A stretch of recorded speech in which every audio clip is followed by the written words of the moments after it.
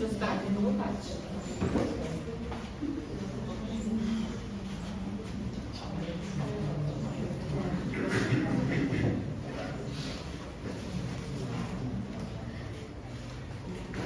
Boa noite, aos senhores e às senhoras. O tema que foi escolhido para falar hoje, ele me deixou profundamente triste, preocupado e muito pensativo. Eu venho falar sobre relacionamentos tóxicos à luz do Espiritismo. Onde se localiza os relacionamentos tóxicos, que são relacionamentos destrutivos, afligentes, deletérios. Os relacionamentos desta ordem, eles ocorrem no seio mais sagrado, que é o seio da criatura humana, na sua família.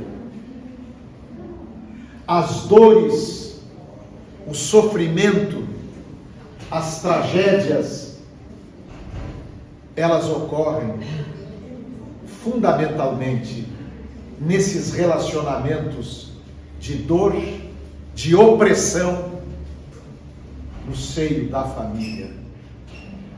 Lá onde está o nosso pai, a nossa mãe, os avós, os irmãos, os filhos, a esposa.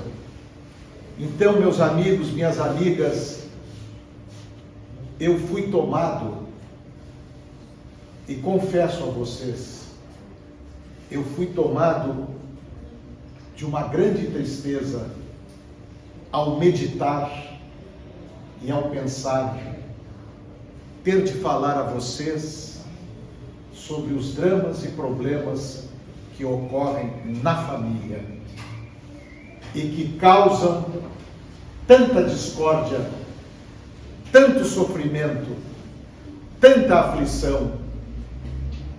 E ao longo dessa modesta vida de alguns anos de palestrante em centro espírita, eu sempre busquei falar de esperança, eu sempre busquei falar de luz, de sombras, de oxigenação da alma, e eu hoje tinha que falar de relacionamentos tóxicos. Esses relacionamentos ocorrem fundamentalmente quando alguém oprime, seja o marido, seja a mulher, seja o companheiro, seja a companheira, quando alguém oprime o outro e o subjuga fisicamente, moralmente, afetivamente, financeiramente, e aquela pessoa, ela simplesmente anula a outra pessoa, vitimiza a outra pessoa, e ela que comete os atos arbitrários, os atos violentos até, pela agressão verbal, pela agressão física, ela normalmente se faz de vítima. E aí surge uma indagação que eu gostaria de dizer a vocês, para a reflexão de vocês. Como uma mulher, uma companheira, um homem, como conduzir uma relação, como continuar um casamento, uma união em que ela está fundada no desrespeito, ela está alicerçada na violência, ela está fixada na forma de judiar do outro, de magoar o outro. Como manter uma situação assim? Será que nós viemos nesta vida viver um contrato de infelicidade? Será que nós não temos o direito de tentarmos ser felizes? A felicidade é um direito de cada um de nós.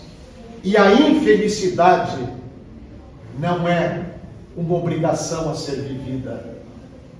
Repito, para que me ouçam e não esqueçam, a felicidade é um direito que todos nós temos de viver. E a infelicidade não é uma obrigação que nós temos que conduzir por toda a vida.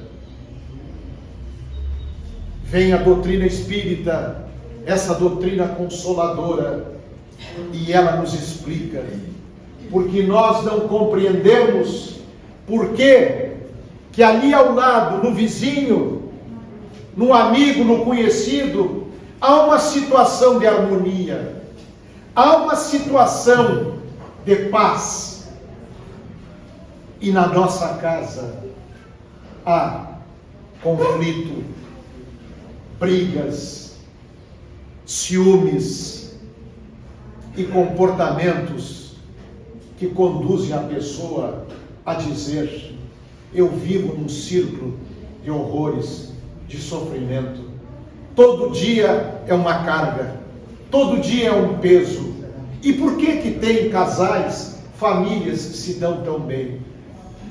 A doutrina espírita vem, os amigos espirituais, as entidades venerandas responderam, e os espíritos que nos escrevem, é que tudo na vida é consequência.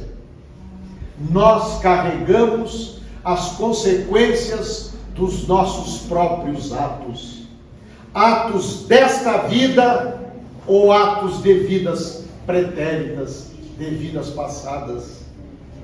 E aí surge uma circunstância que nos adoece, nos atormenta, qual seja, porque eu tenho que carregar o fardo de ter um companheiro ou uma companheira que me submete, me maltrata, me machuca, me desrespeita e comete toda sorte de agravos, de injúrias e de maldades. Por que eu tenho que viver isto? E a explicação da doutrina espírita, ela é muito clara. Nós precisamos passar por determinadas experiências como expiação ou como prova por coisas que nós fizemos lá atrás e até nesta vida. Não vos esqueçais, a nossa vida não começou com o nosso nascimento. A nossa vida, ela vem muito lá atrás. Nós andamos pelo mundo e erramos muito, mas nada do que fizemos ficará impune, de mal ou de bem. Todos nós temos um crédito e um débito, e essas relações tóxicas, essas relações destrutivas, especialmente no seio da família, é o reflexo de alguma atitude, de algumas atitudes que nós cometemos, que nós agimos e aí estamos colhendo. Não vos esqueçais da frase simples e por todos repetida: a plantação é opcional, é facultativa, a colheita é obrigatória. Todos nós colheremos. Aí eu pergunto para vocês, ou vocês me perguntam: mas se a doutrina espírita diz que eu devo passar para apreender determinadas situações no seio da família, com pais, com irmãos, com esposa, com filhos, se eu tenho que passar por isso para aprender, para saber como é ruim viver uma situação de alguém que me oprime, ou eu que oprimo pessoas que se afastam de mim, eu pergunto, esse ensinamento tem que ser para toda a vida? Não. Não. 1000 vezes não. Se a pessoa tenta o diálogo, se a pessoa conversa com seu filho, com seus familiares, conversa com seu esposo, com a sua esposa, companheiro e companheira, se ela ora, se ela pede, se ela procura auxílio, se ela busca soluções para aquela situação negativa que ela vive, ela tem que ficar o resto da sua existência com aquela carga pesada a lhe massacrar, com esta infelicidade que não termina mais? Evidentemente que não. Eu pergunto, como uma mulher, uma companheira, um homem, porque tanto pode acontecer com a mulher e com o homem, como viver com um psicopata? Como viver com um esquizofrênico em alto grau? A psicopatia não tem cura.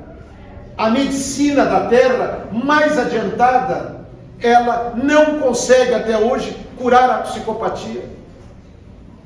O psicopata, ele tem um desprezo por todos os sentimentos da criatura. Ele mata hoje um, amanhã ele mata de novo, e depois da manhã ele continua matando, espancando, destruindo. Como pedir a uma mulher, a uma companheira, que passe uma vida inteira ao lado de um homem, ou então uma mulher, que tenha uma tal situação de doença como essa?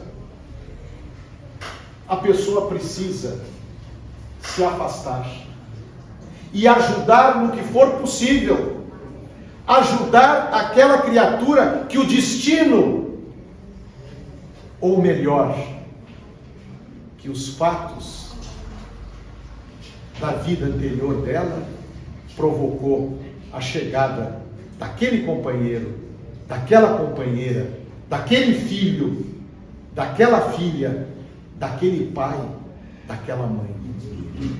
Nada é por acaso. Tudo que ocorre em nossas vidas é por alguma razão. Todos nós estamos no planeta Terra.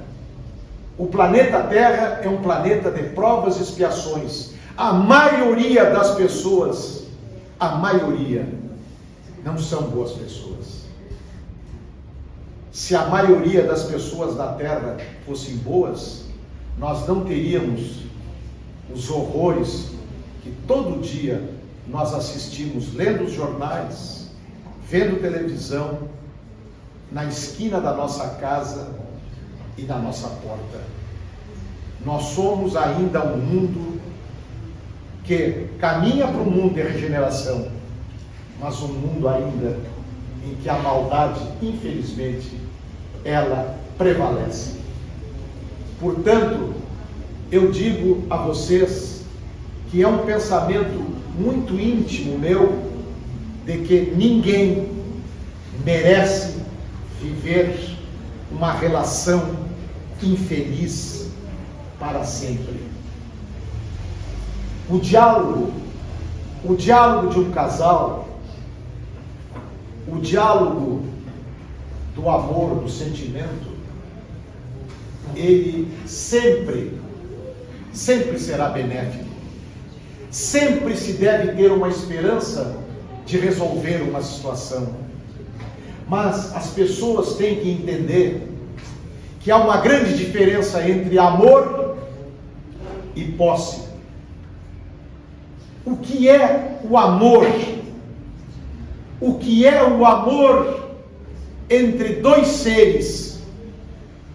É quando eu dou o melhor de mim, quando nós damos o melhor de nós e a outra pessoa também procura dar o seu melhor. Todos nós temos equívocos, todos nós temos falhas, todos nós cometemos erros, mas nós temos um sentimento que é o sinete divino na criatura humana, que é o sentimento mais belo do universo, que é o sentimento de amor. Então, só pode falar em amor verdadeiro numa relação familiar, numa relação afetiva, aquela criatura que diz assim: eu dou o melhor de mim para minha companheira. E a mulher diz: eu dou o melhor de mim para o meu companheiro, para o meu esposo. Isso vale para os filhos, para as relações familiares. E o que é a posse? O que é a antítese do amor? É quando eu uso a pessoa, quando aquela pessoa ela é um objeto na qual eu estou simplesmente manipulando aquela pessoa segundo os meus interesses e vontades. E aí aquela manipulação, ela vai, eu tenho uma ascendência financeira, eu tenho uma ascendência intelectual sobre a pessoa, eu tenho um conhecimento que eu submeto àquela pessoa, eu tenho malícia, maldade, e eu vou moldando a relação daquela forma. Em verdade, eu estou construindo um castelo de areia no mar. Qualquer água vai derrubar aquela construção falsa, aquela relação falsa. E quando as relações atingem o desrespeito, quando a criatura humana, movida pelas paixões, ela transforma a vida familiar num verdadeiro inferno, e aí surgem as traições, e aí surgem as mentiras, e aí surge a falsidade de uma vida. Essas são as relações tóxicas que nós vivemos, contribuímos, agimos e somos responsáveis. Meus caros amigos e amigas, nada pode ser mais feliz e melhor do que viver em paz. Aquela paz de alguém que, ao retornar à sua casa, ao conversar com os seus familiares, com os seus filhos, com a sua esposa, todo dia, passar a limpo as suas dores, os seus problemas, os seus sonhos, as suas esperanças, os seus sofrimentos. A vida é feita do diálogo que o Pai nos ensinou, do diálogo que Jesus, quando veio à Terra, ele estabeleceu, porque o diálogo é a forma de nós solucionarmos todos os problemas na medida que nós tenhamos boa vontade. As relações destrutivas, essas relações que atormentam a criatura humana, elas devem ser expulsas da nossa vida, sob pena de nós assinarmos, repito ao que disse ao início desta modesta palestra, um contrato de infelicidade. Quem pode viver uma vida inteira sabendo de que agiu de uma forma opressora? E aí ocorre um grande equívoco. Aquele que oprime, aquele que machuca, aquele que espanca, aquele que age com maldade contra a sua esposa, contra o seu esposo, contra os seus filhos, no seio da família, ele é o grande derrotado. Ele é o grande perdedor. Porque se eu machuco alguém, se eu submeto alguém, se eu cometo um sem número de maldades, e eu tenho prazer com isso, eu sou um doente. Eu sou um doente. E aquele que sofre, aquele que recebe toda essa carga negativa, ele sofre, mas ele é credor. Ele se torna credor pelo aquele sofrimento que por alguma razão ele está passando e está aprendendo que não se pode magoar, machucar, ferir as criaturas. O grande apóstolo Chico Xavier, em um momento belíssimo, ele disse que seja eu sempre o ofendido e nunca o ofensor. Meus amigos, minhas amigas, eu gostaria de me despedir de vocês com um apelo e um pedido de uma reflexão profunda. Vamos olhar para dentro de nós mesmos. Vamos procurar entender e compreender o que seja uma família, o que seja um sentimento de amor e qual é o propósito que eu quero viver com esta família. Eu quero viver atormentando os outros, eu quero viver machucando as pessoas, ofendendo, agredindo, me descontrolando. Eu quero manter uma vida assim, ou eu quero paz, ou eu quero amor, ou eu quero ternura, ou eu quero compreensão. Nós temos uma arma poderosíssima, em que muitos não acreditam, mas deveriam acreditar. Nós temos uma verdadeira arma, uma grandiosa arma, que eu tenho uma crença infinita. Esta arma chama-se oração. A oração é o fio divino que une o coração da criatura humana com o coração de Deus. E quando nós estabelecemos esta conexão com Deus, com Jesus, neste momento nós estamos simplesmente limpando o nosso coração de tanta amargura, de tanto erro, de tanto equívoco que nos acompanha. Reflitam, é o meu modesto pedido. Reflitam e peçam uma trégua a si mesmo, mais paz, menos briga, menos violência, menos agressividade. Não vamos manter uma família e uma relação tóxica que vai destruir a todos e causar danos irreversíveis.